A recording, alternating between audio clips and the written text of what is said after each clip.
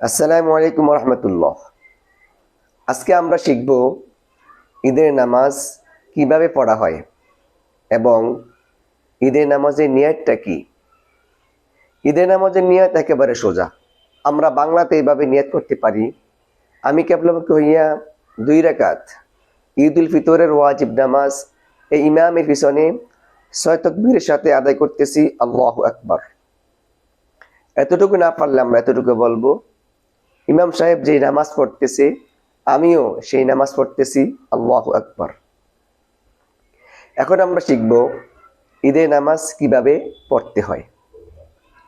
প্রথমে আমরা দাঁড়াবো, দাঁড়ানোর পর আল্লাহু আকবার বলে নিয়াত বাঁধবো।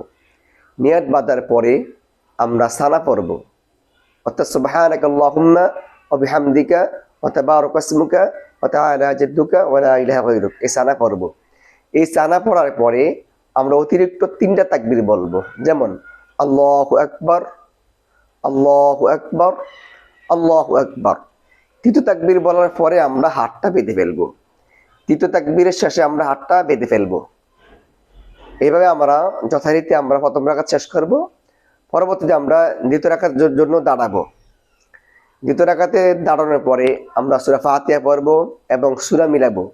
সূরা মিলানোর পরে রুকুতে যাওয়ার পূর্বে আমরা আবার অতিরিক্ত 3টা তাকবীর বলবো। রুকুতে যাওয়ার পূর্বে আমরা আবার অতিরিক্ত 3টা তাকবীর বলবো, যেমন আল্লাহু আকবার, আল্লাহু আকবার, আল্লাহু আকবার। আর চতুর্থ তাকবীরে আমরা রুকুতে যাব। আশা করি আপনারা বুঝতে পেরেছেন। আল্লাহ তাআলা আমাদের সকলকে বুঝার তৌফিক দান করুক, আমিন। আসসালামু আলাইকুম রহমতুল্লাহ।